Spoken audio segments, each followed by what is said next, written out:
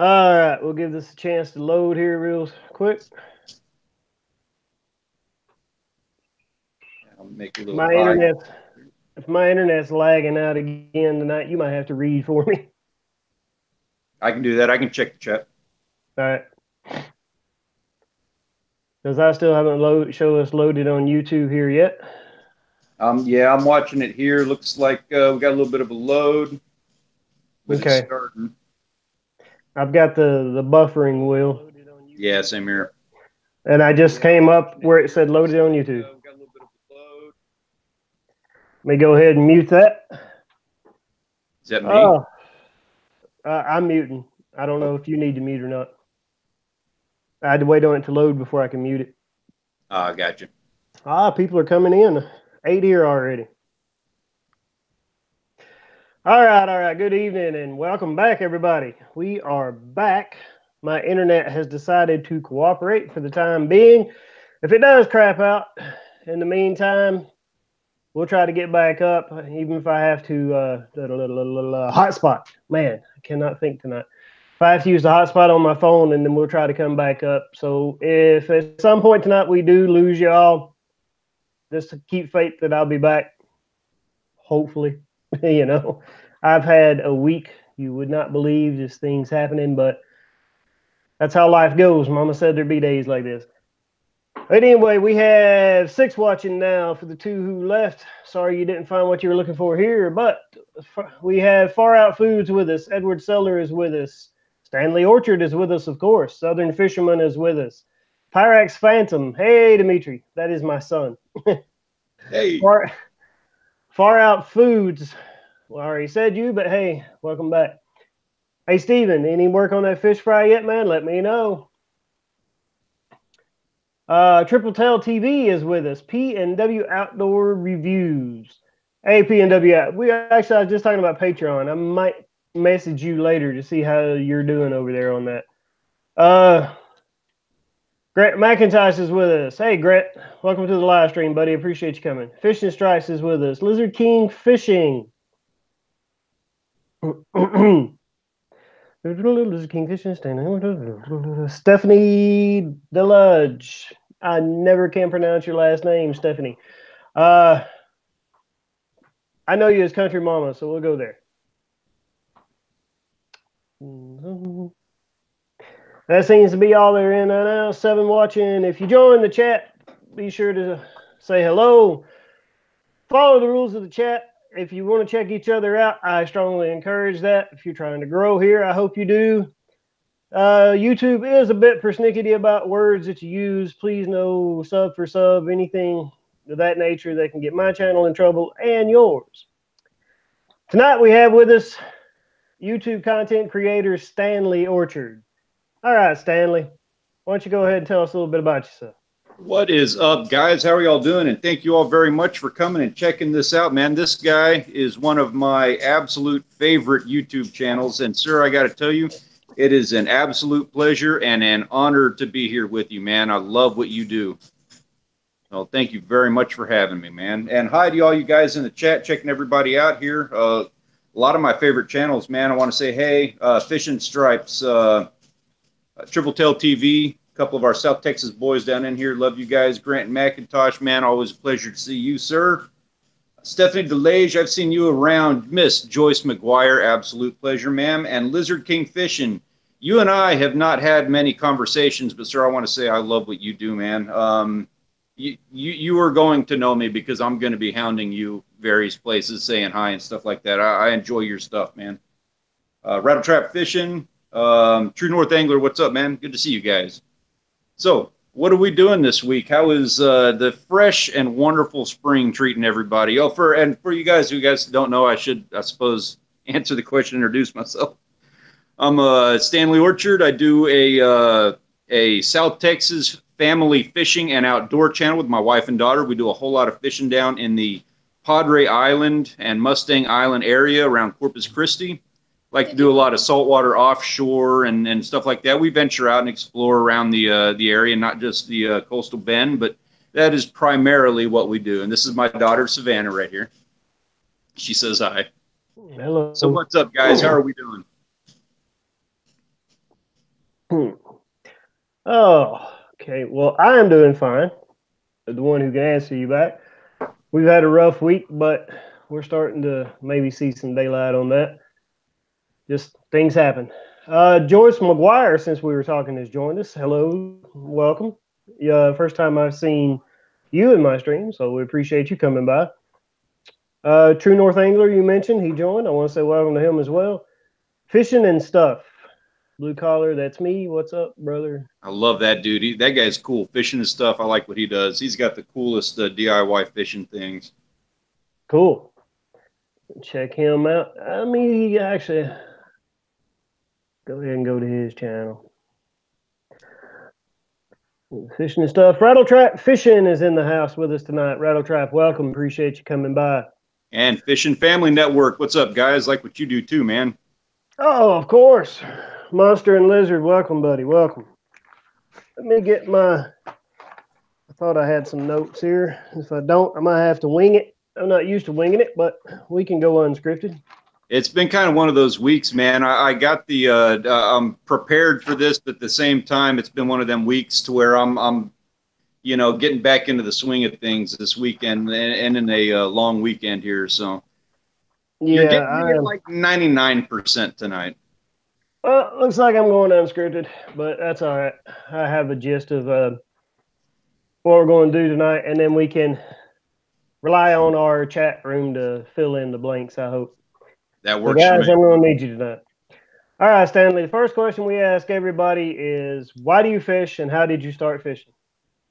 I couldn't even tell you why I fish. I'll tell you how I started. I was born and raised on it, man. My family was fishing before I was born, and that was just part of what we did growing up. 4 or 5 years old, heading out to the beach. My dad'd be out fishing, and he'd just hand you a pole. You had to do it. It was part of It was a way of life for my family. It's one of the things that we do. Born and raised on it. I continue doing it because I learned some valuable lessons. I learned some important things in life.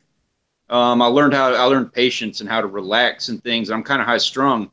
So those were really, valuable lessons to learn. I want to impart that on my daughter as well. Plus, being able to fend for yourself and catch your own food, that sort of thing. And I'm just enjoying it, getting out there on the water. I love the water. Yeah, it always turned the noise off for me when I was a kid. That's what I've told people in the past. We had Ray Wahan, I have no idea. Fish Pescador joined us. If I butcher your name, guys, I do apologize. Shoot me a message. Find me on Twitter. Show me how to pronounce it. We'll get it right eventually. Fish Pescador, ¿cómo está, amigo? ¿Cómo está? Art Belden has joined us tonight. Appreciate you coming in, Art.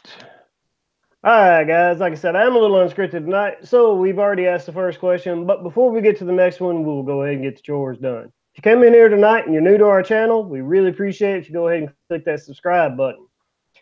If you haven't already, you can smash that thumbs up. It really does us content creators here on YouTube a lot of favors if you hit the thumbs up. Show that you like these videos, you like these live streams. As I mentioned earlier, keep the chat room appropriate. I mean, y'all know how YouTube works now. If you're here for support, that's great. Just don't make anything that's going to give YouTube any red flags. Check each other's channels out. Do that on your own, so you don't get my channel in trouble and you don't get your channel in trouble. Yeah, you don't have to be ridiculous about it. We don't have to say it's ridiculous. Nobody does sub for sub or anything like that anymore. We're professionals here. There's some really professional channels in this chat right here, man. Check them out. You don't got to make it. You don't have to be ridiculous about it. Be like, dude, I like what you do. I watched your video. Leave a comment on it, and they'll get back to you. This is a good crowd. Have faith in them. And especially a lot of this crowd, if you will notice, a lot of this crowd follows me over from Twitter, and I follow them over from Twitter. We're in a group, a network people called the Fishing Family, and you will get a lot of support if you come in here and you are appropriate and respectful to each other. Just don't ask for it outright because YouTube and Google are real persnickety right now. They'll burn you on it, man. Yeah. All right. Also, if you want to stay notified on any videos we do in the future, see that little bell? Go ahead and give it a ring. And hit that notification bell. Next question for Stanley is, what is your favorite fish to target, Stanley? Ooh, that's a loaded question. That's a 30-minute question is what that is. Favorite fish. It depends on what fish I'm looking at that particular day. You know what I mean? I'll take anything I can get. Although I will say, I'm not big on targeting the sports fish. I love them. I love them like everybody else does, but I don't target that. I really enjoy getting out spear fishing for spade fish. It's not a targeted species. Um, I will never turn down a wahoo or something like that. I will say swordfish. We did that last summer for the first time. Thoroughly enjoyed that experience. But my favorite's probably something simple like I just like spearing up. I like spearing up spadefish. You're gonna see a lot of that. Get a sock. Unless he's good. Oh, you name it. You name a fish, I like it. Put it in front of me. I'll enjoy it. All right. Next question is, most saltwater guys are catch and cook. I assume that's what you are, is a catch and cook guy. You take them home to eat. Yeah, that's the primary thing for us fishing. Like I said, I don't do big on. I'll do sports fish. I don't do it for the sport quite as much as we feed our family with it. That we're going for food. And then what is your favorite fish to catch and cook, and how do you prepare it? Who? I tell you what, my absolute favorite, if given my choice between anything that I've caught out there, I like swordfish. That is my all-time absolute favorite fish. And I put a little wasabi on it, and that is it. I will eat it right off of the kicking, or right off of him kicking in the back of the boat, still bleeding with a little bit of wasabi. I do not cook swordfish. I eat it straight raw. I don't think I've ever had swordfish and sushi. Killer, man. Killer stuff. I've tried it both ways, raw and cooked, like the same fillet, threw it on the grill, took a little bite raw, and then I ate the stuff grill, and I liked it raw better. I'm sure I would probably like it. I love sushi. Yeah, it's good. All right. Seems we have some new friends who just came in. Is that Barton? It's faded. Ralph Barton. I'm guessing the B maybe is faded on my screen. Ralph Barton is with us tonight. And we got Tightwad Christian Outdoors. Man, I got to give you kudos for an awesome channel name. Tightwad Christian. That's different.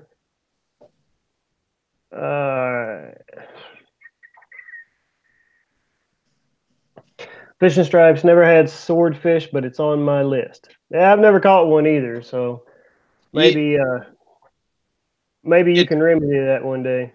Yeah, it's a different experience, and that's not one of those that's we got my family's got boats and friends with boats and things like that. I got invited onto a boat. That's kind of how that works, and that's not something I'm not able to take people out on that. I get a rare invitation myself, and I have to, where I'm a deckhand when that happens. I'm cleaning decks and stuff. Swordfish is that's a team event. You don't catch swords on your own. You got one guy baiting hooks, one guy doing weights, and it's a different ballgame. It's not the same thing because you're not hooking them and then reeling them in and fighting the fish. You're catching them in 2,000 feet of water. So it's a team event, setting those rigs and getting everything set up and putting the boat in place. And then when you catch them, it's electric reels because there's no way you're bringing up a 1,200-pound swordfish from 2,000 feet on rod and reel. You know what I mean? So you don't get the same fight out of it. You don't get it's not the same experience. It's awesome, but it's not the same experience. It's, everybody in the boat is sitting there. They all get equal cuts on the catch of that fish. Cool. Now, what are the regulations on swordfish? Are they pretty heavy regulated off the coast of Texas? They are. I'm not sure exactly what they are because we hadn't bagged out on them. I know they got to be at least 48 inches long. I don't know if there's a max, and even if there was, I don't know that you want to keep a max. They got real high mercury content in their system. They're regulated as far as how much you are supposed to eat. Pregnant women and children are only supposed to eat like a couple ounces per month because of the mercury. So you don't really keep the real big ones unless you're going trophy. You not to say you want a 50-incher, but you want to keep them kind of small. And like I said, I'm not sure what the bag limits are on them. We've never bagged out. Cool. What What would you need if I went down there and saltwater fished with you? Would I need a saltwater license for Texas? Yeah, you can get a saltwater, you can get a freshwater, all water, you can get a one day deal. They got a confusing amount of options on licenses down here. I couldn't even tell you what it all is. Like I spend, I want to say 75, $100 a year for the hunting and all water fishing license. And I just tell them I'll give it to me all. I don't want anything holding me back. If I get a chance to shoot at something or to catch something, I don't want a license restriction holding me back on it. All right. We have some more people joined us, and Realistic Fishing has actually joined us. Welcome, buddy. And Mike Albright. Welcome, buddy. Really. What's up, Mike? Welcome. We have WTF Mike Albright. Hey, great guy. Check out Mike when y'all can, all right? That dude is awesome. Just if you go into his streams, make sure you're 18. What's up, Cruiser Mac? Realistic Fishing, how you doing? I'm doing great. Everybody else, how y'all doing tonight? Must be nice. People are saying the sun is still shining in Texas where you are. It's dark here in Pennsylvania already. We got it still shining. A cold one today. We were in the 60s. It's unreal. Cruiser Mac has also joined us. Cool. Welcome, everybody. Appreciate y'all coming. All right, Stanley, what gear do you use when you're saltwater fishing in Texas? What's some of your favorite gear to use? I tell you what, I started off, I'm a pawn shop junkie and I go cheap. So I get, I look for reels and stuff like that at pawn shops that are just super, super cheap. I got a surf outfit that I paid $15 for that we catch sharks with. And I get problems with that equipment. But I will say my dad hooked me up with a Penn Slammer and a Carnage 3 rod. That was a Christmas gift. Thank you, Dad. If you're watching this, I really appreciate that, man. We hadn't had a chance to get it wet yet. But I did get it. Well, I did get a chance to cast that thing out a couple of times this winter. Didn't catch anything. But just the feel of that rod blows everything else that I've used over the years out of the water. So we're gonna up our game on equipment this year. I say that, and I am a pawn shop junkie, but we got a Penn International set up, open face 4-aught, and Penn Senator, which is a smaller version of that same reel, and at absolute blast catching big sharks and stuff on that setup. We got the smaller lightweight stuff that we use is still cheap pawn shop right now. But the bigger rods we had to upgrade as a result of getting busted up in the surf last year. We broke a lot of rods and stuff, which I don't mind if it's cheap, but I've noticed that the better quality stuff, you can see the difference. You can tell the difference in a good rod and reel versus the stuff I've been using. Right. I wouldn't know. I know very little about saltwater. I've been surf fishing twice in my life. I've never lived on a coastal state. Well, I've lived in a coastal state, but not near the coast. North Carolina has a coast, but I lived on the western side of it. Yeah, and if you were ever in the vicinity of Texas, man, I want to be the first one to know about it because I want to get you out there into the surf, man. Get you off. Not a problem. I've been to Texas several times. I just never lived there.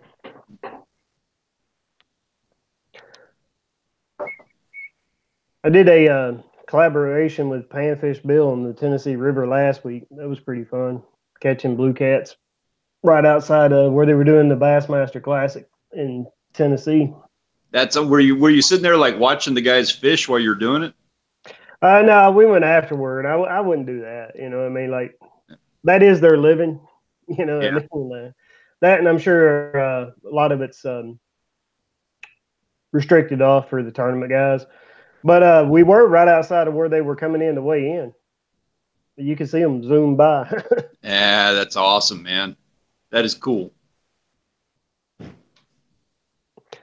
So I do want to do some more collaborations and stuff.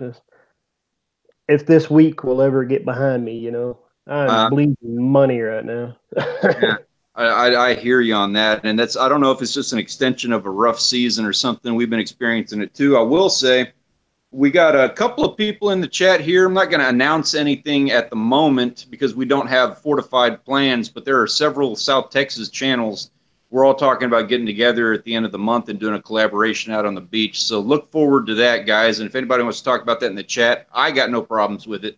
I just didn't want to sell out anybody who wasn't interested in having their name thrown out. But cool plans in the mix. We'll see what happens.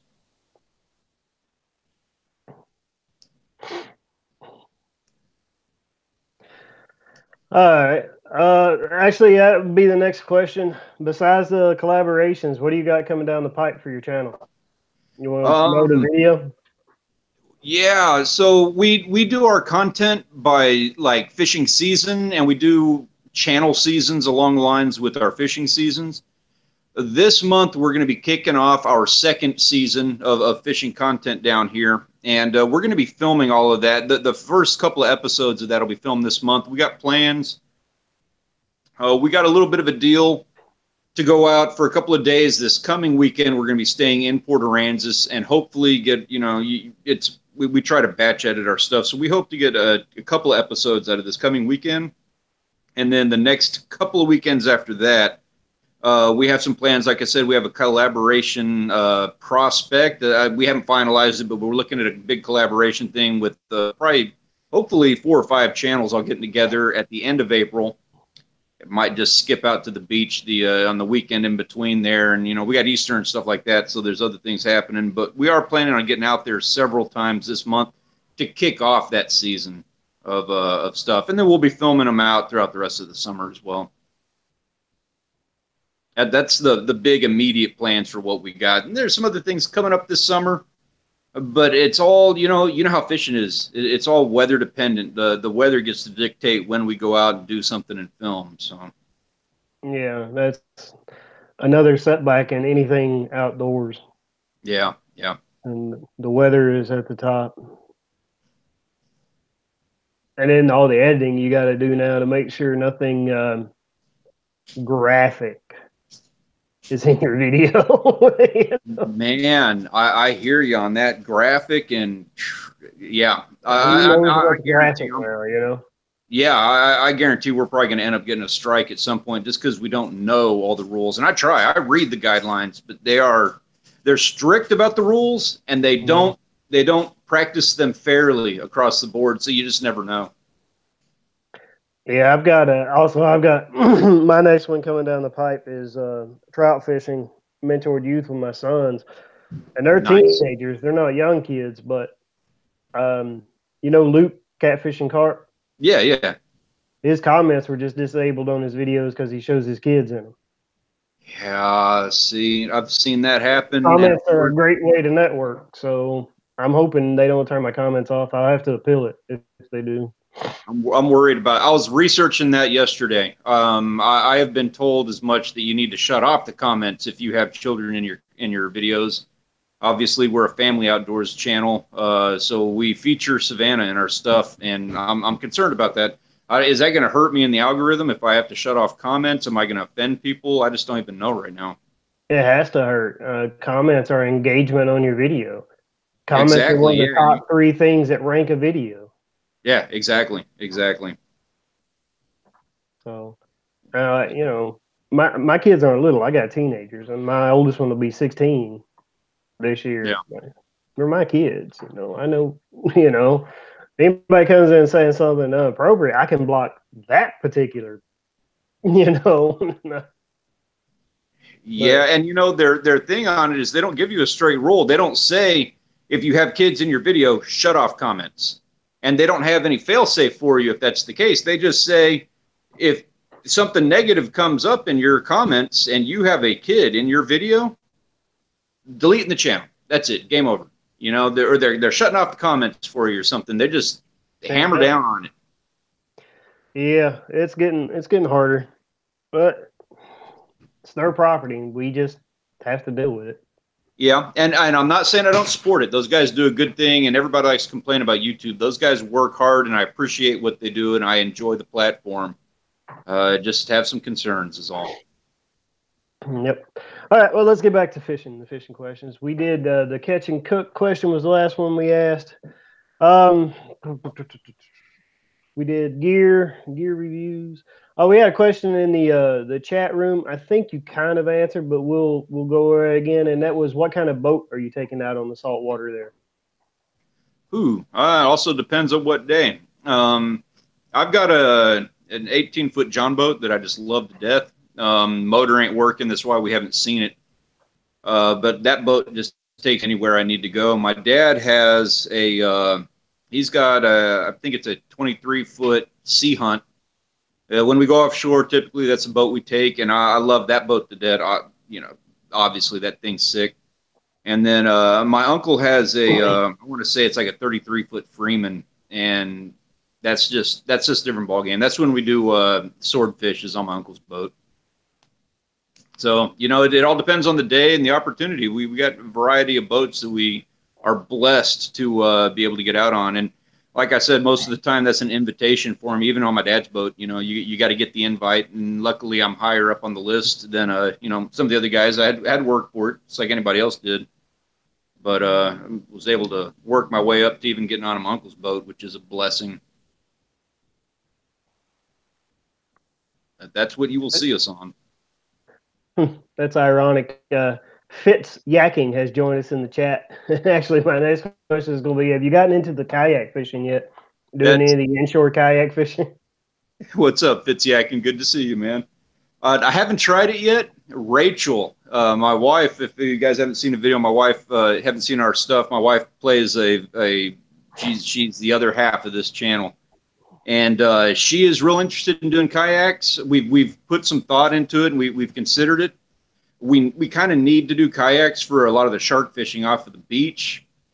Personally, I'm reluctant to invest, and it takes up room in the truck that we usually use for gear. So a lot of logistical things we'd have to figure out, and I'm crotchety, so I'm like, I don't need a kayak. I'm just gonna walk my baits out there. Is kind of my response to it. But we considered it. We just haven't pulled the trigger on it yet.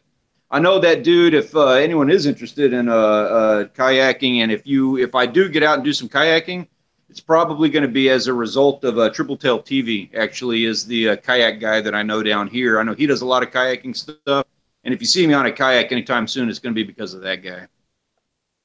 I'll try anything once, so I wouldn't mind taking a shot at it, especially for shark fishing.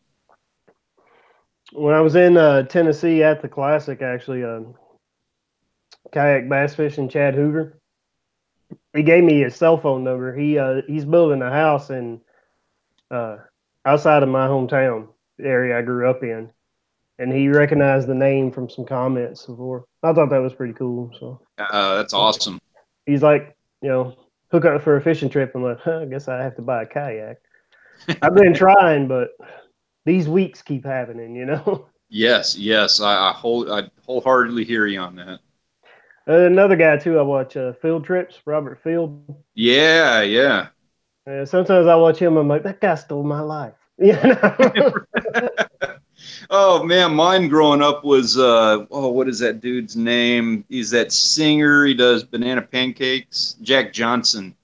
That dude is my arch nemesis because if he's the good guy because he's Jack Johnson. You can't not like Jack Johnson. So he does everything that I always wanted. He surfs Pipeline, lives out of Pipeline, does all the surfing in Hawaii. He gets hurt doing it, surfing of all things, and then he decides to do an acoustic music career that's his fail-safe as his backup. And I'm just like, man, he's the exact, he's the same person as me, except I guess he's the good guy because he's Jack Johnson. That makes me the bad guy. I'll play the role. Fishing Strike says, dude, kayaks are awesome. We finally got one, and I love it. I've been working toward it, and every time I get right there that, okay, this weekend I'm going to go buy it. Kids end up in summer school. Somebody goes to the hospital. Truck breaks down this week. Power steering pump blows up.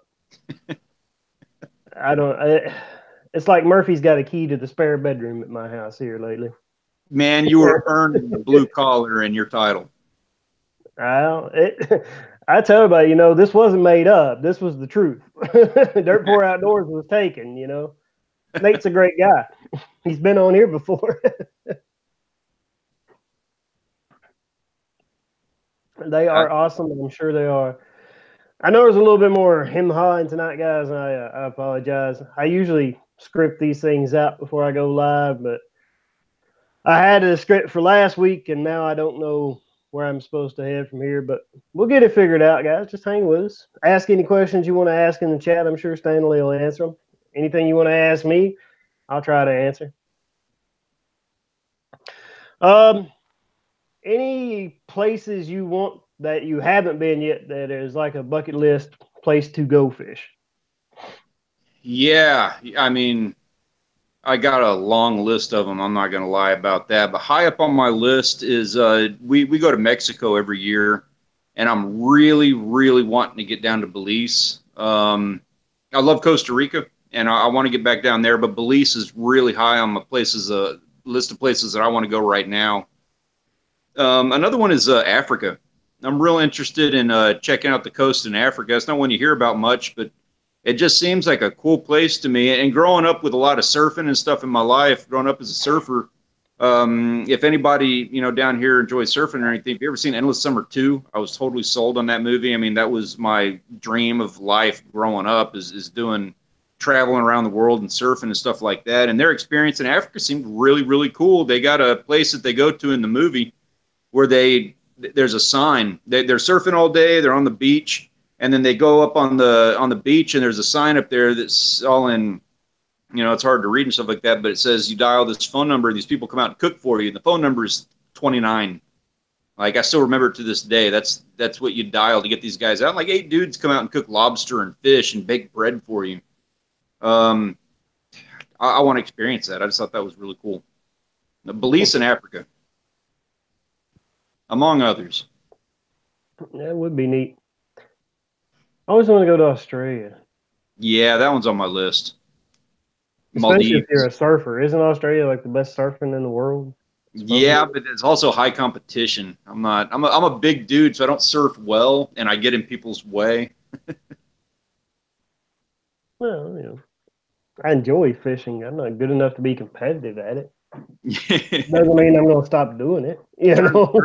Oh, and that's the curse of it, man. If I'm in Australia and I'm surfing, I know I'm a big dude. I'm going to get in people's way. I still going to do it. I'm going to piss people off. Is there any fish you haven't caught yet that you want to catch that's on your list? Yeah. I caught a wahoo once. And my uncle had a mahi. We're on the same boat. My uncle was being kind of crotchety, and he cut me off trying to get his mahi. So I've never actually landed a wahoo. That one is definitely on the bucket list. And real high up on that list is mako. I want to get me a mako in the worst way. Mako. Yeah, we're going to make mako. That's going to be the answer to that one. I want a mako. I'd like to do one of those Goliath grouper trips one time. I hooked into one of those once. Didn't land it last summer. We hooked into one or a big grouper, one of the groupers. Never didn't land it, but that thing was just like lifting a car off of the bottom. Well, I guess removing the hook is considered landing it, right? There's actually a technical rule on that. The last line of leader, if you get that thing in the guides, that's the technical catch. You see the leader, because you can't, unlike freshwater, I mean, you can't legally take them out of the water. Yeah, same here. For something that's like a Goliath grouper, Jewfish, something like that, technical catch is getting I think it's the last 10 feet of your leader or the last line of leader on your guides counts as a catch. Yeah, now that you mentioned it, I've seen a couple of YouTube videos, and it's when you touch the leader, I think. When you touch the leader with the rod, it. Yeah, exactly. Excuse me. I hate those technicalities. I got my PB Shark on a technicality like that, but I still got him. Technically, it was mine. Yeah, my PB Shark's just a little nurse shark. It's nothing to even talk about. So a nurse shark, those guys are adorable and still a catch though. Yeah, like I said, I've been surf fishing twice. It was off of the Jersey Shore. It's not like I've done a lot of big water fishing.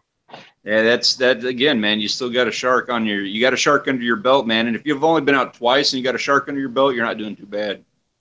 Well, in that case, I'm really not doing too bad because I've actually got about 8 of them under my belt. They're kind of There you go. you know, kind of a trash fish. Yeah, but anybody who doesn't live on the coast doesn't know that. That's true. Fishing stripes. I want to go to Australia. There's a few people over there I want to collab with. I don't know any Australian creators, but I'm sure there are. That'd be cool. Oh wait, yeah, I do. Andy's Fishing. He's Australian, isn't he? Man, I'm pulling blanks. I got like 3 channels I watch out of Australia. They are all awesome, and for the life of me, I can't remember their names. I think Andy's Fishing. He collabed with Fluke Master on a river in Georgia, and then he went down to Zofinger and collabed with him. Is Island Life Fishing? Is that guy from Australia? I forget. I'm not sure. I'm sure there are Australian creators. Matter of fact, the guy we were just talking about, Robert Field, he's in Australia right now. That's where he's doing his field trips from. Yeah, he's got some kind of, he's a tour guide or something for this place down in Panama. Mm-hmm. And I was actually talking to that place a couple weeks ago. We were going back and forth about the possibility of going down there and staying for a couple of days and filming some videos. Hadn't pulled the trigger on it. There's a YouTube conference coming up like the same week, and I'm undecided as to which one I should do. If I should do either, I don't know. Haven't decided. What's up, fellas? New here. Into the Bush. Welcome. Appreciate you coming in. Stick around for a while. Ask some questions. See what we're all about. Hope you find something you enjoy here. Oh, Island Life is Florida. Okay.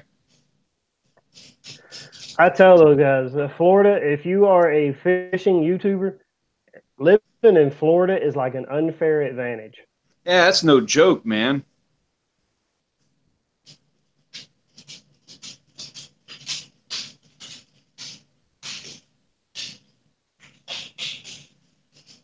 Hello? Yeah. Stepped off for a second. Yeah, I had a disconnect lag, but it's back.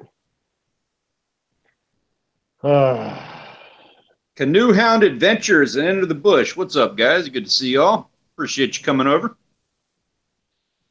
I pay somebody my hard-earned money for this headache.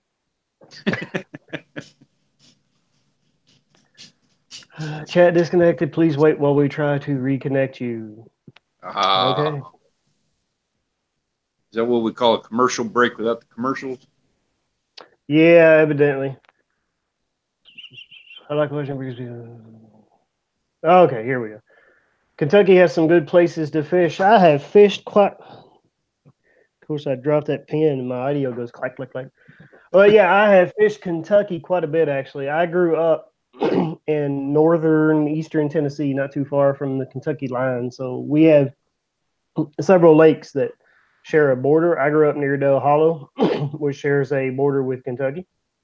And Kentucky Lake.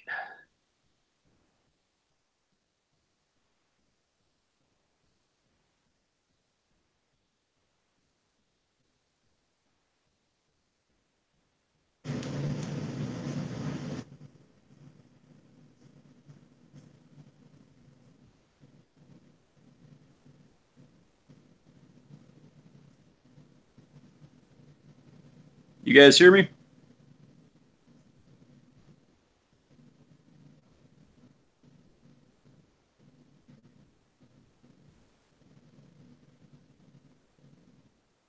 Am I carrying the stream right now? Can you guys hear me all right? Hit me up in the chat down there. We're having a couple of little technical difficulties. Let me know if you can still hear me talking. How many fingers am I holding up? We're going to play a little game.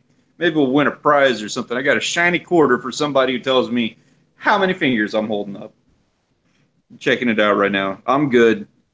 Yeah, okay. Lost a little bit of a connection. I still got this, man. I don't know. You want to try to give me a call back here, man? I got it right on my screen, so I can get you right back.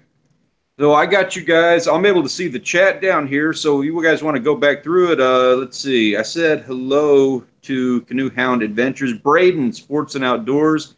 Just buffering. Ah, man, YouTube problems, am I right? That's the way it goes. Keep my stream. Yeah, I got you, man. I got you. I got this. We're gonna have a little Stanley moment here while you're doing your thing, taking over your stream. So you guys know, if you ever invite me to come on one of your streams, I'd be happy to do it. But I will be taking it over, and I will hit you with the worst lag you've ever had in your life, and I'm going to take over your stream. So we do have some cool stuff planned this year, guys. I'm excited about it. How many of you guys have had an opportunity to come out to the beach in like Texas or North Carolina? How many of you guys have been to Florida? I'm curious about that. Let's see. I was at another chat that got pulled over for whatever reason. Yeah, maybe it's Sunday night. Maybe people are just hitting it hard. You know what I mean? Better now. I appreciate that, man. Thank you. It took me a second to kind of catch my steam on that. Didn't realize what was going on. I thought I'm the one that got dropped until I saw it after the fact down here. We've got some, I don't know if any of you guys have ever been to like the Padre Island area, anything like that, man, but it's, let's see what we got. We hit the beach in Georgia. I've not done Georgia. We were talking about going to Louisiana, actually, maybe sometime this summer. We're thinking about it. Done Florida, and I love Florida. I assume Georgia is similar to Florida. What are your thoughts on that? Far Out Foods. Have you ever been to like the Navarre or Pensacola area? And what are the similarities between Georgia and the Florida? I believe that's the Panhandle, right? Really interested. You might see us hit up Florida here sometime. We really want to. Been once, and it was really, really pretty. So that's the problem with that, is that is the competition. You know, if you're filming YouTube stuff, you're automatically in competition with some Florida guy. They don't even have to have a name, but they'll have 100,000 subscribers. You know, just Backyard Joe. He's got 150,000 subscribers, and if you're going to put out a video about something in his area, you're competing with that guy. Never been fishing in Florida or the Carolinas. From Northern Ontario. Yeah, but you guys got it. You guys got a different ball game, but you guys got some wicked, wicked stuff that you do up there. I've learned a lot about ice fishing this year. Or at the very least, I've watched a lot of videos on it with a lot of those guys like Darren's Northern Life and who's that other guy? Like Cole Outdoors. Some of those other guys like to go fishing in the area. Grant is up in that area. So you guys got a different ball game. I respect the fishing that is done in Canada. Let's see. It's been epic a few times at the beach. We've had some really pretty days out there fishing stripes. I agree. I haven't had an epic one yet, but it's going to happen. I respect the fishing that is done in Canada. What's up, man? I got you back here. I'm seeing you, and I'm hearing the echo on that beach. Yeah, let me get that taken care of. It's all good, man. Do your thing. Hitting up the chat right now while you're doing that. I think you have commented on my ice fishing videos. I probably have. I try to be, and guys, I suggest everybody do the same. This is a really great community. This is a unique community in the way that everybody supports each other. Watch the videos, you know, watch them all the way through. Help these guys out with their retention and watch time. There's a lot of analytics that YouTube's watching, and make sure that you like and leave those comments and stuff like that. Leave a good comment. These guys will get you back. They'll help you out, and I try to be a member of that as well. I try to do the same. I try to leave good comments for people. All right, guys, it looks like I'm back. I am sorry about that, and I appreciate everyone that just kind of held off and waited for me to come back. Doesn't look like doesn't look like anyone left. So, Stanley, thanks for keeping the stream going. I appreciate it. I am not, you know, technology hasn't always been around when I started fishing, so the technical aspect of the fishing world right now is a learning curve for me. So, I'm in the same boat with you, man. Learning. Mm-hmm. All right. Do we have any questions in the chat? What did I miss while I was gone? Hope Stanley took care of y'all. We were talking about fishing in the Georgia, Florida area. What's it? Far Out Foods was talking about fishing. I think it was him. Yeah, talking about fishing in Georgia. I've been to Pensacola area, in the Pensacola area, and I was curious how similar Georgia was. I loved it, man. I would move to Navarre. I would move to Pensacola. That was gorgeous over there. Yeah. Here I'm back in the chat where I bounced off. I believe I was talking about lakes in Tennessee and Kentucky, right? For Into the Bush. Yes, sir. Yes, sir. Del Hall is a great place. Yeah, it is. Great smallmouth fishing. If smallmouth bass is something on your bucket list to catch a significant one, a trophy one, Del Hall Lake, probably the best place in the world to go. Well, not probably, it is the best place in the world. If it holds the world record, it is the best place in the world. So Del Hall Lake does hold the world record there. Also, Kentucky Lake, I think over half of the lake's actually in Tennessee. They call it Kentucky Lake. Central Kentucky, Del Hall. Yep. So Kentucky Lake shares a border. Reelfoot Lake shares a border in Kentucky and western part of Tennessee. So yeah, I have fished a lot of Kentucky lakes. Berkeley, Cumberland. All right. Again, apologize, guys. I'm a little bit behind. I tell you what here, man, we got a question in the chat. If you don't mind, I'm going to take a shot at this one. We got Edward Steeler says, hey, Stanley, you ever had Far Out Foods? It's all caps, so it's probably read more like, hey, Stanley, you ever had Far Out Foods? I think that's how it's supposed to sound. Yeah, Edward, I've got like a cast iron stomach, man, so I am notorious for eating some weird things. And one of those things, I'm just going to go ahead and mention this now since you're asking. We have a contest or a challenge thing going on our channel right now. If we hit 1,000 subscribers before the end of April, before May 1st, if we hit 1,000 subscribers, then my wife and I are going to be eating jellyfish. Haven't decided how we're going to pull that off just yet, but that is the challenge that we are going to be attempting, eating a jellyfish, if we can hit 1,000 subscribers in the next 30 days. So please tell your friends. Get in on this boat. We're going to make a big, fun little thing about it, and I'm going to be happy to talk about it in the chat and all of that fun stuff. But please get in on that and help me to cross that off of my bucket list. Eating a jellyfish. How are you going to hold it? What? How are we going to hold it? It'll be dead. Oh, check out my most recent video. I go digging up man-o-wars. And yeah, we did a challenge yesterday too. I haven't even done a video on it yet. I really need to. I'm behind on it now. But we were also trying to do a push on another live stream to get a lady by the name of Shannon Naylor. Wonderful, wonderful person, an absolute role model of a YouTube community supporter and a YouTuber herself in her own thing. She was trying to get to 1,000 subscribers, and on that live stream, I told them that if she made it if she got to 1,000 subscribers by the end of that I would eat like some year-old stingray bait that I had left in the freezer. She didn't make 1,000 subscribers, but I had the slab of meat sitting right in front of me the whole time. And Rachel came up while we're sitting there, hyping the whole thing up. Like, hey, I'm going to eat this, but you guys got to get her to 1,000 subscribers. Make this big push. Get her to 1,000 subscribers. And as I'm sitting here doing all of this, Rachel comes up and goes, what you got there? And just ate it. Not realizing it. She totally just took all the steam away from the engine we had running. Yeah, I don't know if I would go digging for man-o-wars. I've only been surf fishing twice, but I've been in the ocean more than that. I know what jellyfish can do to you.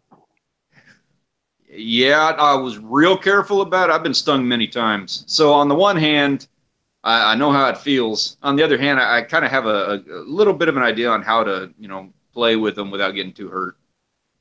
And we were trying to be educational about it, show people, hey, this is a man-o-war, don't do this, for one. Yeah, don't do this at home. Graphic content. Fish and Stripes. Right now we are at, last I checked, we were 825. And so that seems like a lot, 175 subscribers. I know that seems like a lot, but for the last 3 months, we've been averaging about 155. So I don't need that many more than what we're averaging. So it's not as tall of an order as it sounds, but we are going to need some help in order to get to 1,000 subscribers by the end of the month. I can taste that jellyfish already, though. It's coming. It's going to happen. That's got to be a weird texture. I'm not looking forward to it. It's not going to be good. What are you going to put on that? We've joked about putting it on a peanut butter sandwich. Peanut butter and jellyfish. Yeah, I don't want to do that. I saw a recipe for jellyfish sushi. Probably gonna take that route. Well, there's a recipe out there. I guess somebody's done it. and Vietnamese. So yeah, people have done it, but at the same time, it's Vietnamese.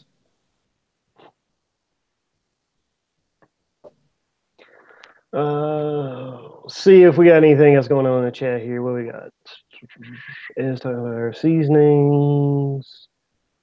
Hey, there we go. We were just talking about Australia a minute ago. We got Codfishing 180 in the chat. How's it going, man? He's Australian. That's right. I had forgotten that he is Australian. We were just wondering who was that we knew the YouTubers that were Australian. I had forgotten you were Australian, Cod. How's the weather in Australia today, Cod fishing? I went on that whole rant about jellyfish, and it was Edward Sealer was actually asking me if I'd seen the Far Out Foods channel. Hey, but that's what you get. You ask me a question, you're going to get a long story tangent that you weren't expecting. You should have known that coming into this. You were going to get like a long story. I tell fish stories. I've got Far Out Foods, and I used it the other night. The original hot Cajun sprinkle. I used it on chicken. I got it in the cabinet. Steven's been on the show. Yeah, Canoe Hound. I didn't know that you could eat them either before we subscribed to that concept. We're learning. We're going to find out if you can eat them. I don't know. We will see. Stay tuned. Maybe try spreading it on toast. Maybe. Okay, my wife, yeah, she brings up a good point. She wants me to say, and this is a good disclaimer. Actually, there's an organization, an environmental organization out there. I don't know which one, but they say that it would actually be beneficial to society if we all started eating jellyfish. They are edible, and it is a renewable resource. You know, like we're fishing out a bunch of different populations. Jellyfish is one you could actually sustain, and it is an edible thing. So that we're going to have some research. Rachel's putting together some research. She's got her thing on that. That is going to be part of our spiel when we do it. Our man of war is also actually invasive here. They come from across the Atlantic, Mediterranean, something along those lines. I'm not exactly sure. They're not invasive, but they don't grow here. They come here. But I'm going to say, as a disclaimer on our whole jellyfish challenge thing, man of war are not a jellyfish, so we don't have to eat one of those. Different organism. Look like a jellyfish. Thank God. Thank God. I'm going with technicalities on that one, but I did not want to eat a man of war. Man of war will tear you up, man. Yeah, there's no win in that battle. No. Do you have the I'm sorry. Bumped the table here. Do you have the lionfish, the invasive lionfish problem off the coast of Texas here? I've heard about them, and I've seen them other places. Have not run across one in Texas yet, but I know they're here, and you rest assured I come across one, I'll be killing it. I heard they're good eating. They are. The spines are poisonous, so don't get poked by it. Yeah. We have a scorpion fish down here, which is a relative of the lionfish. Also really good eating, also poisonous. So I'm familiar with handling them. But yeah, I know you got to clip those spines and be careful about them. I've never fished for them. I've had them at like a, I don't know, what do you call it? Awareness luncheon. To beat them, eat them thing, where people went out and fished for them and brought them back. And I've had them that way. Like a fish fry with lionfish, pretty much. One of these days, man, I want to do that. I'm really interested. And Triple Tail TV says he's seen them at the close rigs. I haven't spent a lot of time spearfishing the close rigs, and I know they like to hang out along the bottom, but I'll be targeting those guys myself this year. Can you catch them on a rod and reel, or can you only spearfish for them? I don't know what their diet consists of. Are they filter feeders or plankton strainers or something? No, they're predators, and they'll take a bait, but I think you got to get it like right in front of them. They kind of have a territory that they patrol. So you're more likely to get them with a spear than you are. You got to have to move that bait around for them. In Tennessee, we have the freshwater invasive species, the Asian carp. Yes, yeah. You have that in Texas and freshwater too, don't you? I'm not sure. I believe we do, but I think they're farther north, and I've never come across one. But I kind of want to. You can eat those, right? Yeah, actually. They're not appropriately named. They're not technically in the carp family. Yeah, yeah. I don't want to. They're more closer related to paddlebill catfish.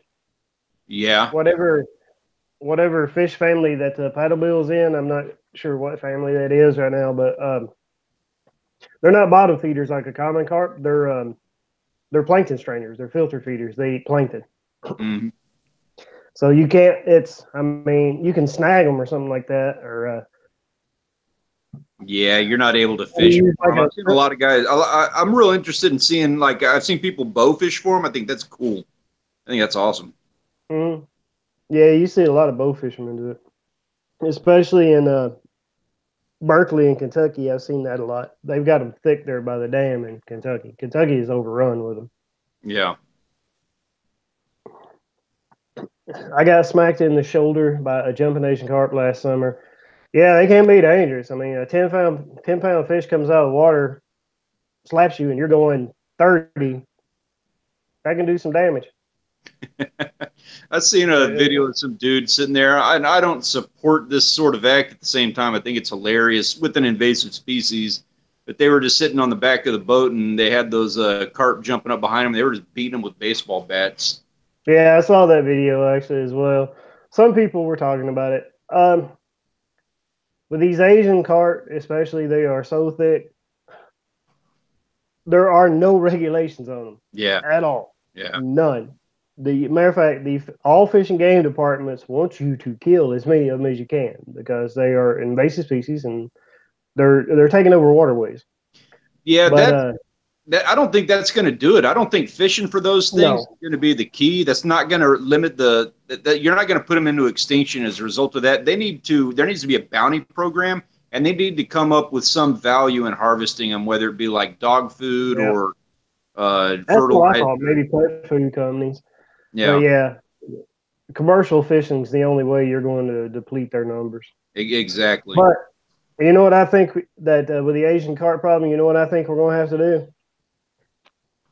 Like we have with every other fish that started out here invasive, we're just going to have to learn to live with Yeah, yeah, we're sitting here and having a conversation about the things that could be done, but the fact of the it. matter is that's a tall order regardless, and it's not going to get done. They're going to be a part of your ecosystem now.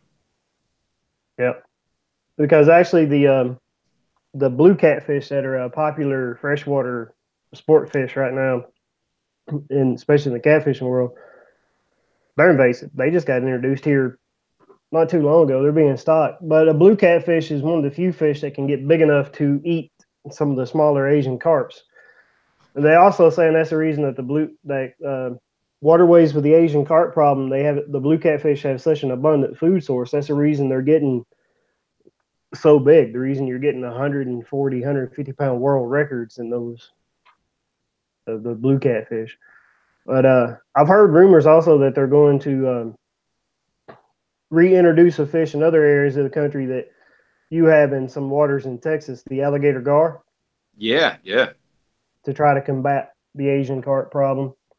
I just wonder myself if that just introduces a new problem. I mean, it isn't like you can convince an alligator gar like only eat the Asian carp, you know. Yeah, they're going to be hitting your bass and other stuff. They're going to be going after your crappie, and if you guys got tilapia up there, or, And in Pennsylvania, we don't. No, we don't have tilapia. Tilapia need what pretty warm water to survive, right? are they? I thought they were cold water. I don't ever. No, the Fresh water is not my forte. tilapia are pretty sure they're a warm water fish. They came out of the Amazon. Oh, okay, okay. They survive in a lot of the Florida waters, like that peacock bass survive in. Peacock bass are a warm water fish too. Yeah, I want to get me one of them. Bucket list. And so look up the YouTube channels on the Mississippi. Once they get that big, there is no more fishing for anything. Yeah, they get huge. The big head carp, especially. I mean, I've seen the big head carp 50, 60 pounds. We ain't got nothing big enough to combat that. PNW Outdoors get paid by fishing game in Washington to catch northern pike in the Columbia. Yeah, I think that coincides with what Stanley was just saying a while ago. Create some sort of a bounty system for them, like for you hunters out there. I know, like I think Texas does it too, but a lot of states have a bounty system to combat the coyote problem. The state pay it's contributed by ranchers, farmers in the state. I think they pay $5 or something a coyote. You still Yeah. with us, Stanley? Yeah. Okay. You know, I don't think that I'm not trying to take out of anybody's thing here, nothing like that. I don't think, again, going back to the commercial fishing thing, I don't think paying recreational fishermen for their, what was it, pike? I don't man, I don't think that's going to be that again. Recreational fishermen account for like 5-10% of the fish that are taken out of those places. If you want to get rid of pike, paying those fishermen to fish for them ain't going to be the thing to do it. Again, I think it's got to be a commercial bounty. You got to take massive amounts of them. I think it's going to be one of those things that, like I said, the common carp that here, those invasive ones too. The grass carp is invasive. Yeah. Half of Florida is invasive.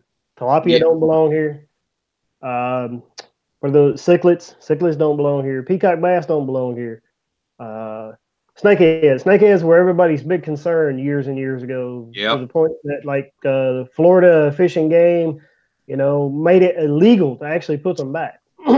That's no longer the case. You can now do whatever you want with a snakehead. You can put it back. The only thing you can't do with a snakehead is you cannot transport a live one. So if you do take one out of the water to take it home to eat or whatever, kill it. You can't leave it alive in a cooler. Well, if you get caught, but yeah, that will give you a fine. But you can return it back to the water you pulled it out of now, and that used to be illegal in Florida.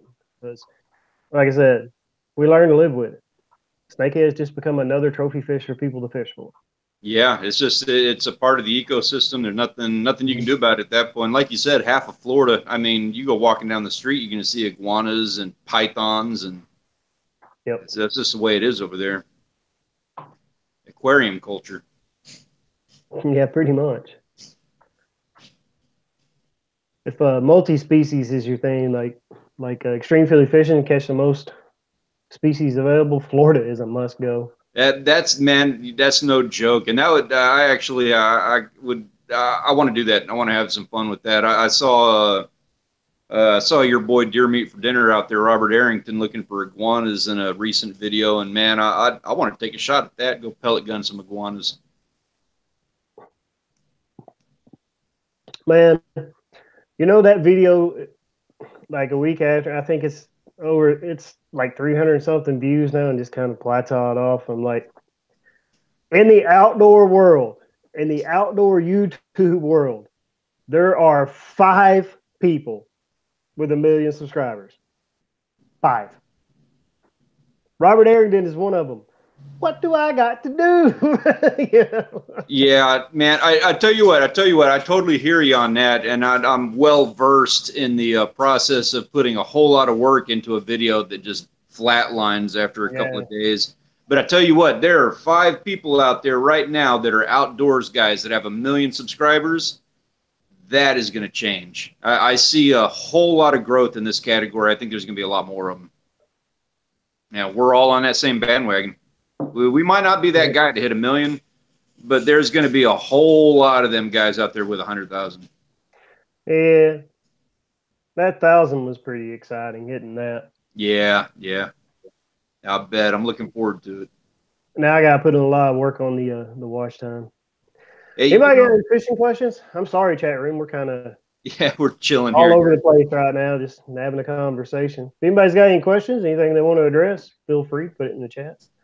Let's see if iguana are delicious. Now, I know that snakehead are pretty good eating, and I imagine iguana is not bad. I've never thought about having them together, and I'm willing to take a shot at that. I bet it tastes like chicken. Yeah, right.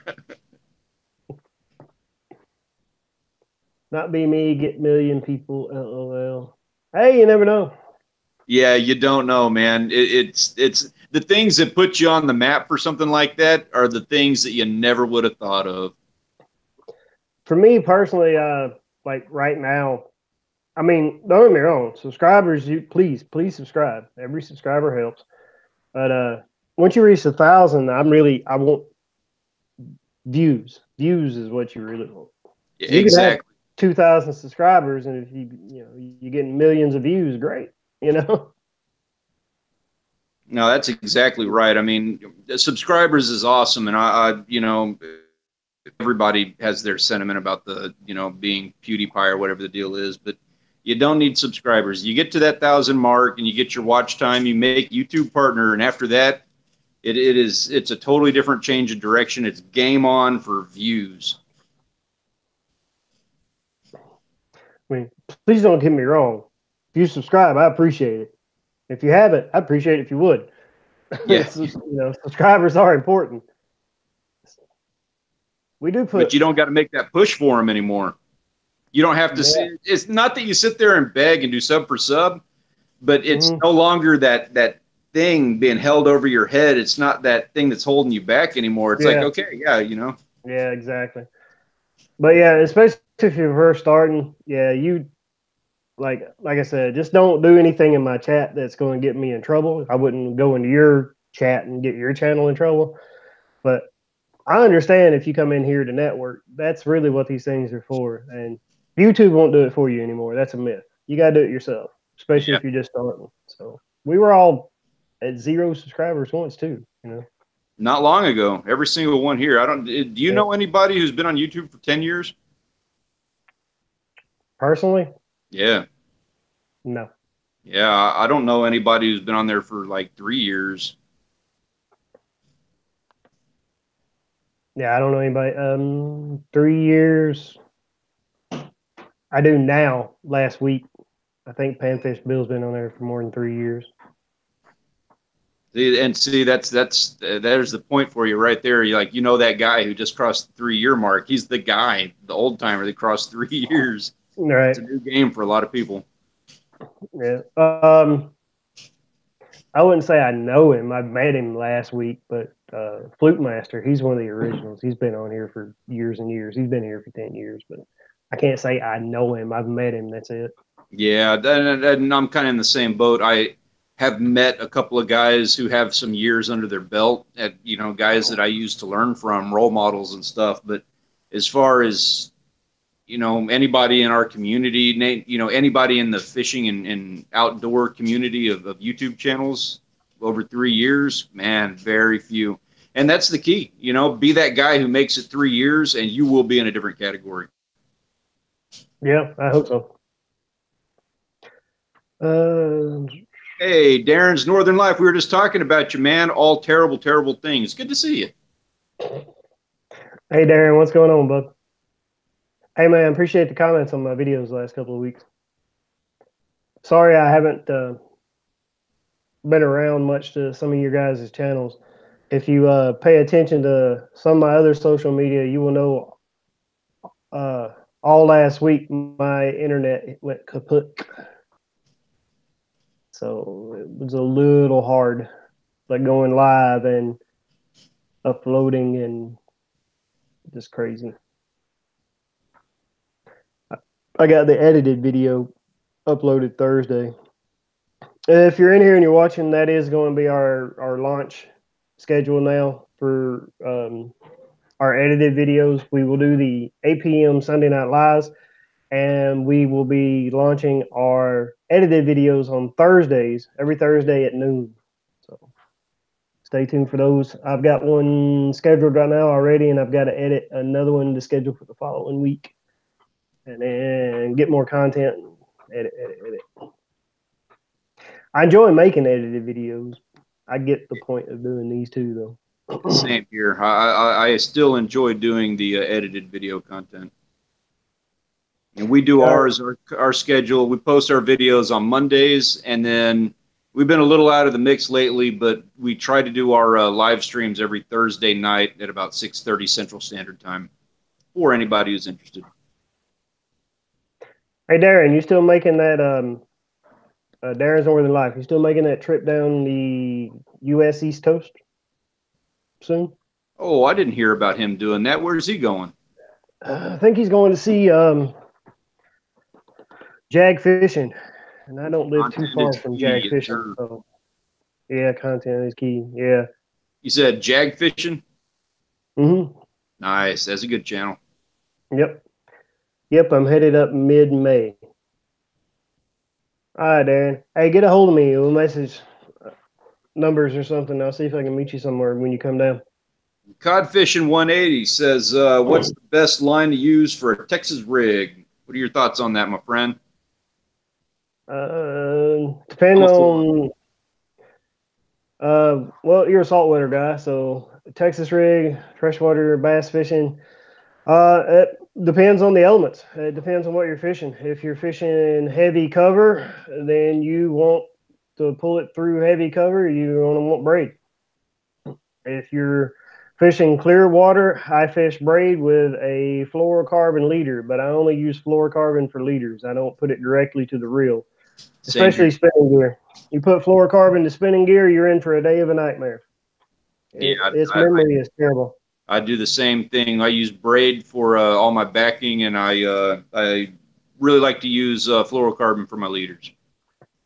And river fishing, smallmouth bass fishing, I am still old school. I use 8 pound monofilament. Green. And I use Green. a. Water is green, it's not blue. And I like Berkeley Trolley. I do too. You got good taste. It was the original, and I'm still stuck on it. There's some other ones. I'm not going to say the other guys are bad. I like my Mm-hmm. Berkeley. I've done some other stuff with some other guys, and I got no problems with them. But yeah, Berkeley, you're not going to go wrong.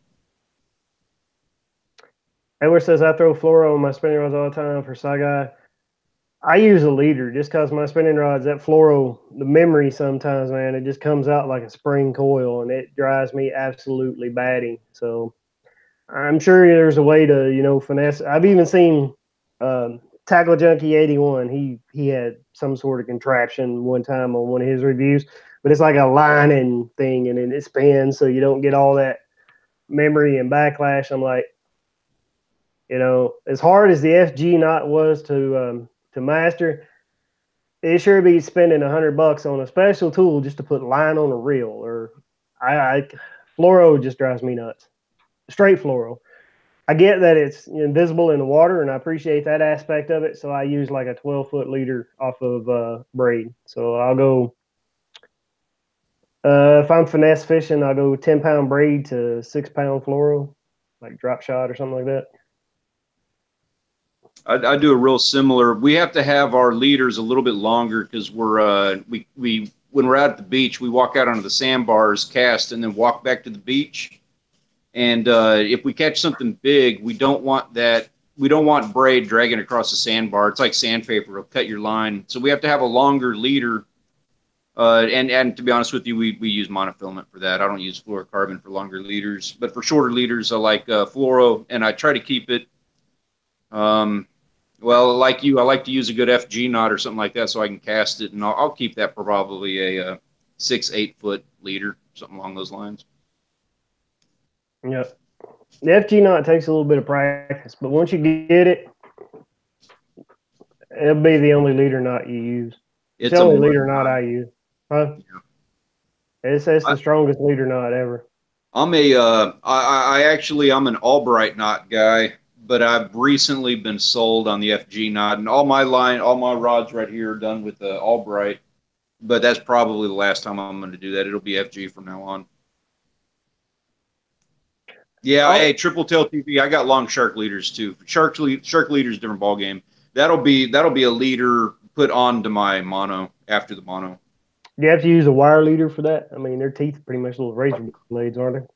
Yeah, you got to have a couple feet of that. Their teeth that'll cut your leader, but also their tail going across that line is also like sandpaper. It'll just wear right through a mono leader, unless you got a thick one. If you got like 120 pound test, something like that, you're probably all right. But if you're using 50-pound test and less, that you're going to get sodded off.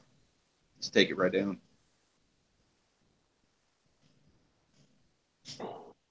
Yeah, I still use mono for smallmouth and trout. Trout, I use mono. I don't use anything but mono for trout. I still like mono. Oh, I know it's out of fashion now, but works for me. 12 foot of weed eater line. 450-pound cable. I don't go that big with the sharks, man, and I probably should, but I use 175-pound test wire leader for sharks, and that's about it. Big hooks.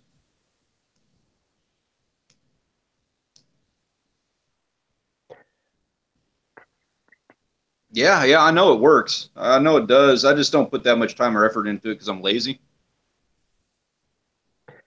Darren's Northern Light says shark skin is super abrasive. LOL, can attest to that because I swam with them and held on. Oh yeah. Now that sounds like a video. Yeah, I'm sure it is. I guarantee it's also something my wife will never ever do. Swim with a shark. Oh well, man, that's bucket list for me, man. I want to get in a shark cage. I want to touch a great white. Bucket list for her is like a whale shark, but a great white, no. She's terrified her. I will do whale shark. Yeah, I think whale shark's like on her bucket list. I would say I use mono for soft plastic fishing, use fluoro for sagai because I have to stay close to bottom. Yep. I am not even sure if we have sagai here. I know we have walleye in Pennsylvania. You know, that's what they keep telling me. It'd be daggone if I've ever seen one on the end of my line here, but every time I go fishing it's like that one fish here that eludes me, you know, like walleye. I don't know why. It just supposedly they're here, but I don't even know if we have sauger. So we would have to have sauger to have sagai. So LOL, it is a video, one of the first on my channel, actually. Oh, cool, Darren. I'll check that out later. After the live show. I boned the show on that, Darren. My apologies, but I'll be checking that out, man. I want to see what you got. He's still ice fishing right now. We didn't get any safe ice at all. I'm sure you didn't either. Oh, yeah, no. We what did we bottom out at an absolutely miserable, frigid 50 degrees this year.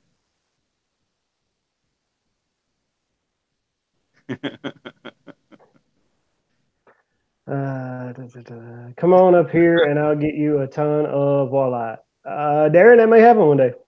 Actually, yeah, I would like to go to I believe you're in the Manitoba area, right?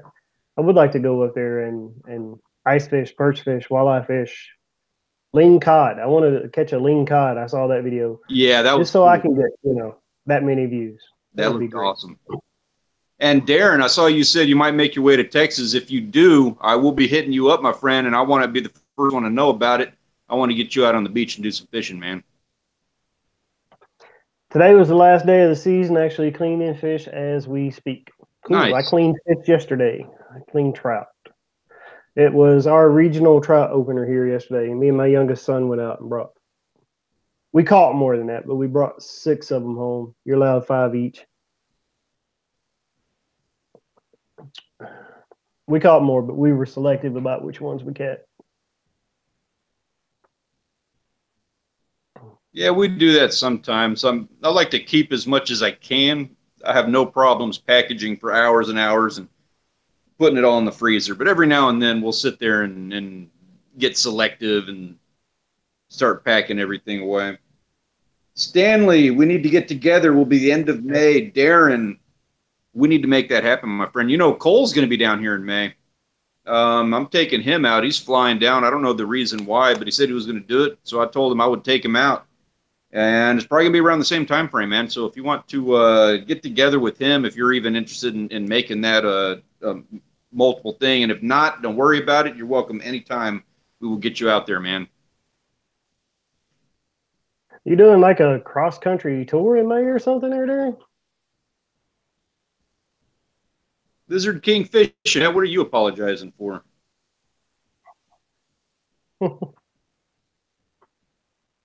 Cool. Yeah. Darren, hit me up. I think my email's on my channel. No. Don't listen to him. Hit me up. Well, he's going to New York, and,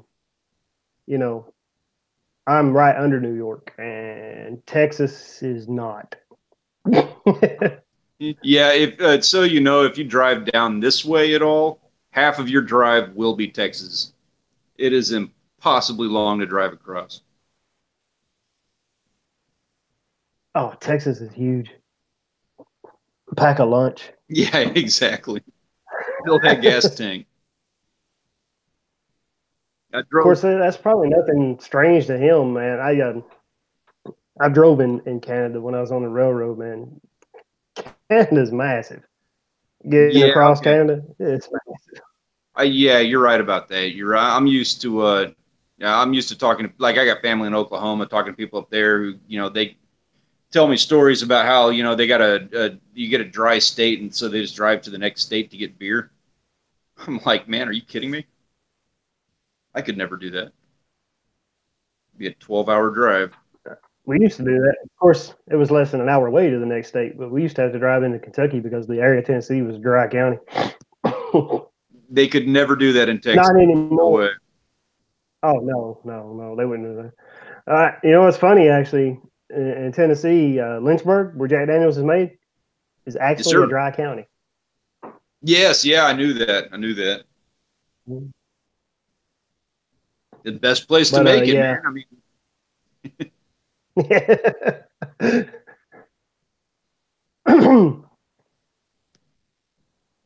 yeah, I'm pretty sure Manitoba is bigger than Texas. yeah, you Ooh, got me might on be. landmass.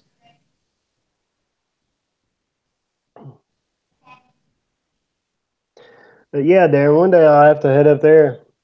Walleye and purse fish and lingcod. And what else you got? I want to get into some muskies. I've never done that one. I've caught one my whole life. You ever caught a paddle? Is that a You would think, paddlefish with the big nose? What do they call those? uh, yeah, paddlefish or paddle nose Yeah, that's the catfish. one. Yeah, I have, and I snagged it. They're filter feeders, so you basically have to snag them. So yeah, getting one to bite on a rod and reel is not really a thing. They're plankton strainers. Yeah, I saw some, and I went to the zoo in Waco with my family a couple months ago, and they had one in the aquarium in there. And I was just like, I saw that thing, and I just see them on a dinner plate. They were protected for a long time. A lot of states that have them have lifted the regulations where you can take one. Yeah, yeah. Like bow fishermen and stuff, they can take one. Are they good eating? I don't even know that. Just everything looks like dinner to me. Yeah, they're not bad eating. They got because they're plankton strainers. They're filter feeders. They don't taste like the lake or the bottom or anything. They have a um, almost like a shellfish type. It's white and flaky and almost like a shellfish type back Okay, flavoring. okay. Because if you think about it, plankton is really just it's krill. That's what Yeah, it is. yeah. So they have a. Trying to think of a saltwater fish you Yeah, might. I'm trying to think of that too. And I know, like we have manta rays and whale sharks. Obviously, you don't eat them. I'm trying to think of another plankton feeder that we got around here that maybe compares to it.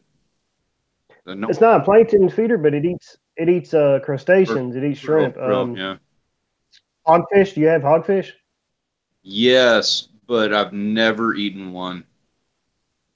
Uh, I have. It's similar to that. Okay. Hogfish. Well, I'm gonna have Just to try hogfish now then. yeah, hogfish is great, man. They get big. They eat. They survive off shrimp and crustaceans, so they get that. Like the meat has a shrimpy crustacean flavor to it, like crab almost. That sounds kind of good to me. I'm a shrimp and crab kind of guy. So it's like nature's surf and turf. Not turf, but surf and surf. Darren, I'm always ready to host. Just let me know when. I think I gotta take you up on that, man.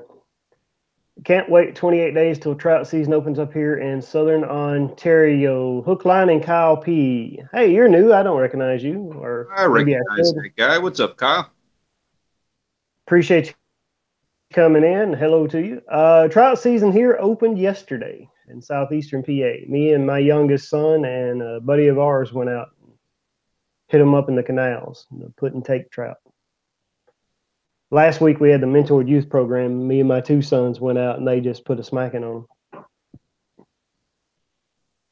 Derek on Twitter, Darren. You can snag them in the river between Oklahoma and Texas only if you park on the Oklahoma side. I guess he's talking about the paddle bill. Yeah. Yeah. Oh shoot! I know.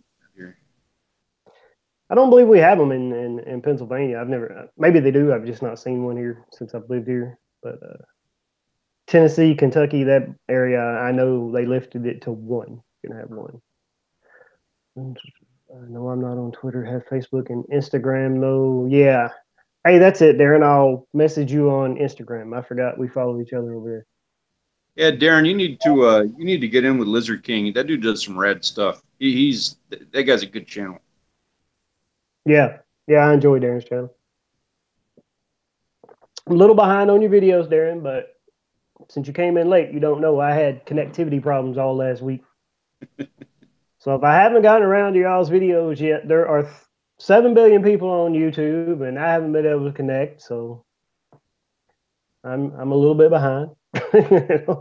I'm only up to about 3.4 billion of y'all now. Yeah, I think that's part of the YouTube thing, is just being perpetually behind. Yeah, it's definitely. Nice catch anything. Try it. Oh, well, 9:20. Oh, okay, been on here about an hour and a half. Thanks to Stanley keeping the channel up and running while I got back. So we're going to start to wrap things up tonight. If anybody's got any questions before we go ahead and get them asked. Before we go tonight, Lizard Buddy or Fishing Family Network, go ahead and tell me in the chat who you got tomorrow night. Let's see if we can promote that a little bit for y'all. If you have not had an opportunity to check out Darren's Northern Life or Lizard King Fishing, do yourself a favor. Check those guys out. Both of them extremely talented individuals, really good at what they do. You make sure to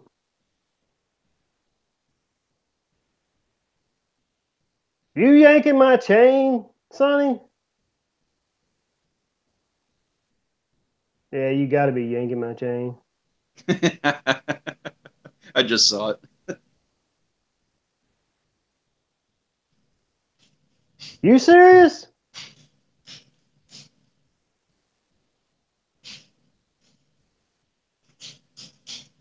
Oh, wow. No, I thought that was a joke. Yeah, me too. Lizard King says nope. Okay, you're not serious. Do you have anybody tomorrow night?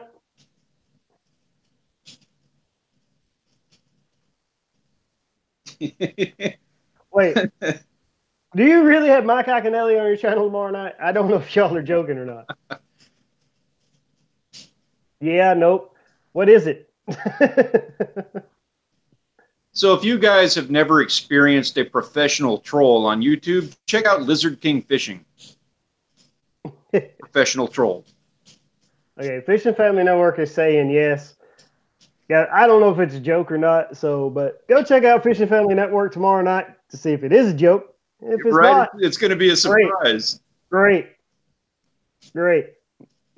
Maybe Iaconelli will finally answer me. You know, I tweet him like once a week, hey, when are we going fishing?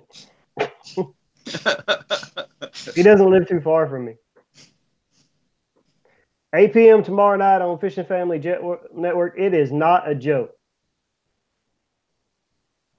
Wait a minute. You guys took my idea, ran with it, and got Mike Iaconelli. Oh my God. Now I am jealous. He's a great guy. Yeah, I'm sure he is. Great if he ever does my show.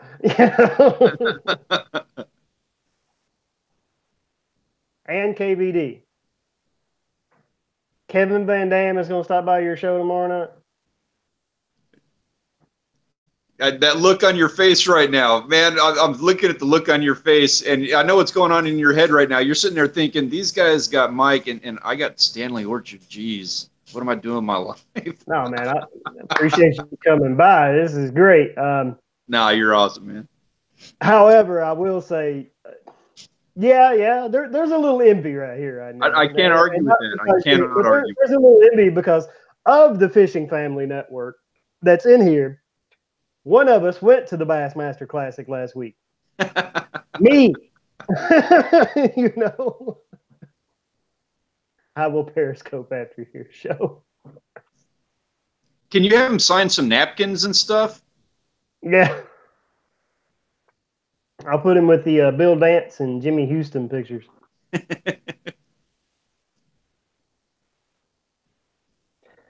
Lizard's King Fit. I'll Periscope after your show. Are you going to be live on Twitter? Is that where you're going, Lizard?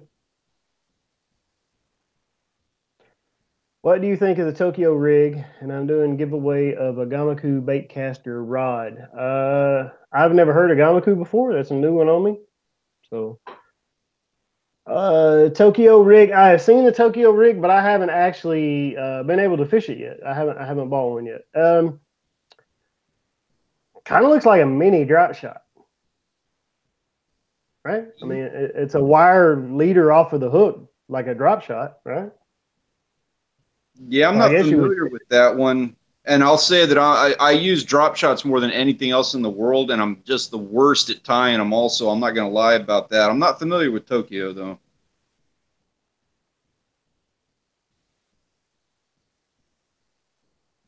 There and just took a fish spine up my. Oh, I've done that 1,000 times. Yes, sir. Yes, sir. I can feel it in my own thumb right now, Darren. Yeah, I've got marks all over. Grab your KVD signed gear and Mike Iaconelli gear signed on the show. I hate you so much right now. Hey, Yeah, I'll be there. I saw your message back there, man. I'll hit you up, man. I'll get in touch with you because I love what you guys do, and any opportunity that I would have to get in with y'all's group, awesome, man. So I'll hit you up on that. Oh, I'll be there. Yeah, I still love you too. Jealous. Fire Kick Studios, how you doing there? Hey, welcome. Appreciate you coming by.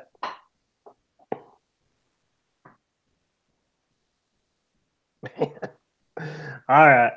Well, folks, we're going to wrap things up here tonight. Stanley, you got any last words? Yeah, guys, appreciate y'all hanging out and checking this out with us tonight. Please check out Stanley Orchard on YouTube. We put out videos every Monday. We are a family fishing channel, and we do a live stream every Thursday. If we hit 1,000 subscribers by the end of April, I will be eating a jellyfish, and you get to enjoy every wonderful moment of that if we can hit 1,000 subscribers by the end of April. That we don't have too many to go on that one. It's not going to be too hard to do, but I am going to need your assistance with that. Man, I really want to, Blue Collar Fishing, I want to thank you for having me on, man. I really enjoyed it. I love what you do. You guys are a wonderful part of this community. You have a fantastic channel, man. And like I said earlier, I'm honored to have been here, man. I really appreciate it. Yeah, I appreciate you coming by. Hey, thanks for coming. Yes, All right, sir. folks. That is going to about wrap up for tonight. I want to thank everybody for coming, everybody who stayed in and watched. I want to thank everybody who dealt and bared with us as we went through more technical difficulties tonight. I have had some issues with connectivity this week, as all you who follow me on Twitter know. Great show, Kelly. Great show. Appreciate it, guys. Appreciate it. Tell Mike Iaconelli. Maybe he'll do my show next. But I want to thank y'all for coming. I really do appreciate it. What do you think, y'all, for bearing with the him-hawing and stuff tonight as we kind of went unscripted for the first time? Look for that announcement on Periscope from Lizard King Fishing, as he just said. If you don't already, and I'm sure... Hold on.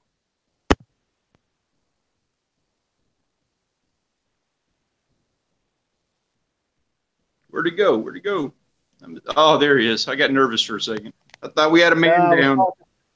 I was talking with my hands, and I yanked my microphone out. I'll put in a good word. Appreciate that. And I tweet that guy every week, too. But, all right. So, I'm sorry. I got a little tongue twisted there. Yeah, thank everyone in the chat. Thanks, everybody, for coming tonight. If you haven't already, and I'm sure most of you do, and if you haven't now, I'm sure you will tomorrow, go join Fishing Family Network. Monday nights at 8 p.m., the day after my show. And tomorrow night, they have an incredible guest, according to them. Hopefully that's all true. But tomorrow night, they have an incredible guest, Mike Iaconelli. Yeah, that guy. And supposedly KVD, which stands for Kevin Van Dam, will be stopping by. Yeah, that guy.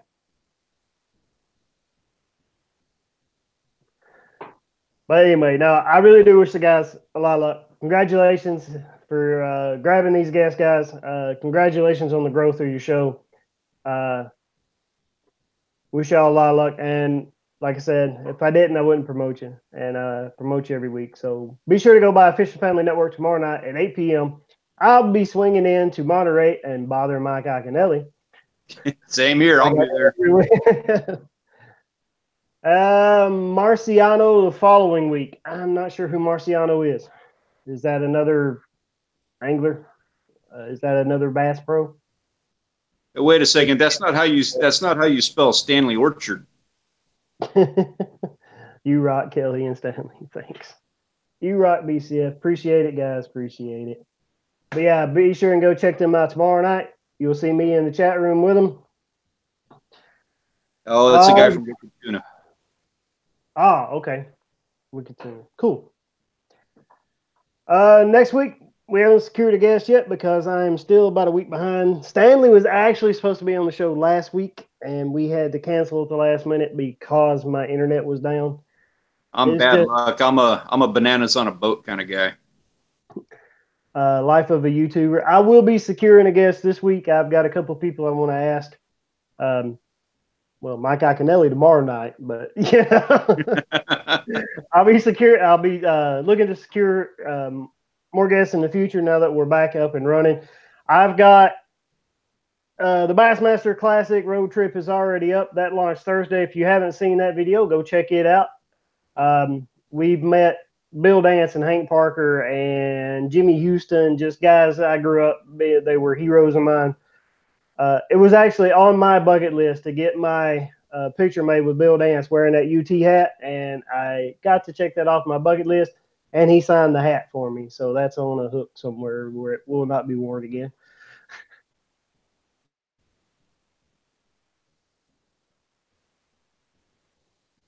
Oh, it looks like he cut out a little bit there. There he is. There he is. Lost you a second. Oh, we back? Yeah, I got you. What was the last thing you heard? What was the last name I dropped? Last thing I heard was. Okay. Like I said, we have the Bassmaster Classic road trip that has already been launched. That launched Thursday. If you haven't seen that video, be sure to go check it out. Leave a comment, leave a thumbs up. We really appreciate it. You'll see some faces you recognize: Fluke Master, Alatrud Fishing, Chad Hoover Kayak Bass Fishing. You'll see some legends, guys that you'll really recognize: Hank Parker, Jimmy Houston, and the great Bill Dance. I got to check that off my bucket list. I had my picture taken with Bill Dance wearing a UT hat that he signed for me, which we really appreciate. Also, we have the Panfish Bill collaboration, which launched the week before that. And Panfish Bill's in that video too. We went fishing in the Tennessee River where the Bassmaster Classic was being held off of Fort Loudon with Panfish Bill right after the expo. Fishing family members are in this video. We have Tim's the Drazel and Desert Angler that we got to meet, shake hands with, and conversate with. It is actually a pretty sick video. I was pretty proud.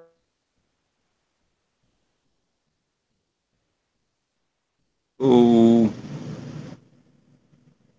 That looks to me like, oh shoot, I am totally blind here. So guys, if this is just me and he got cut out and I am actually still on the air, I guess I'm going to go ahead and shut this thing down. He has a whole bunch of good stuff coming up. Keep an eye on his channel. Watch him on Twitter. He's got all kinds of cool stuff he's got going on. Thank you again. Really appreciate having you guys here, and we will catch you guys in the next video. You guys have a wonderful night. We'll be looking forward to seeing you guys with Lizard Fishing. Okay, I had it for you for a second. I'll hold it down for you.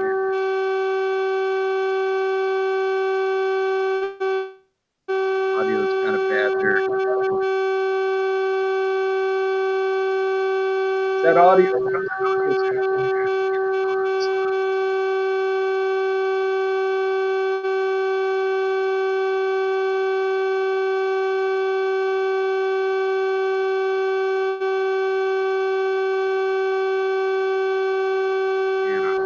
I'm going to sign off on this because I'm concerned that that buzz is on my end. So you guys have a good night, man. Thank you again for having me out. I appreciate it, and I'll catch you guys in the next one, sir. Have a good one, man.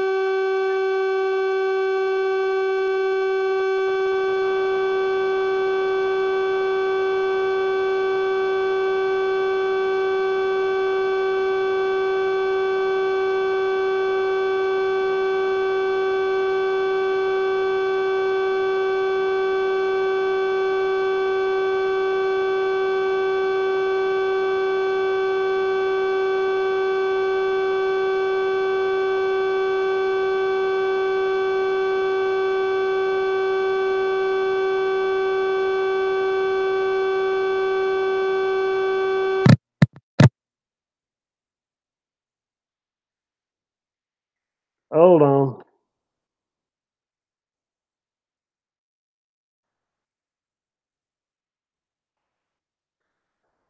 Wave. I'm waving. All right.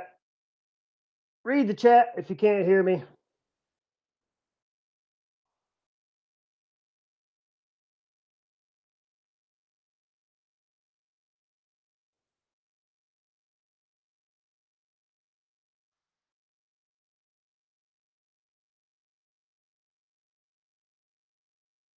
Oh, you can hear me now. Great. I hate technology. You're good. I'm good. Okay. I don't know how I got that back. We hear you. Okay. Thanks, guys. Sorry. Crazy nut. But yeah, anyway. Like I said, we'll launch Thursdays at noon is our edited video. Sunday Night Live at 8 p.m. We'll see you next week. And we'll see you in Fishing Family Network tomorrow night as we all go and bother Mike Iaconelli. Congratulations, guys. Thanks for watching. Tight lines, everybody. Good night.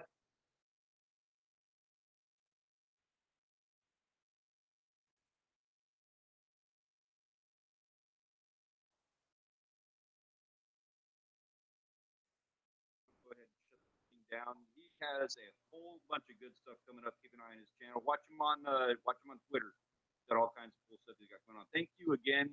Really appreciate having you guys here, and we'll catch you guys in the next video. You guys have a wonderful night. We'll be looking forward to seeing you guys.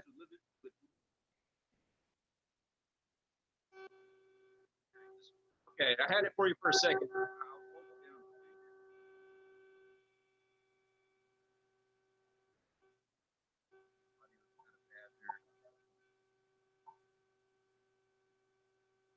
That audio.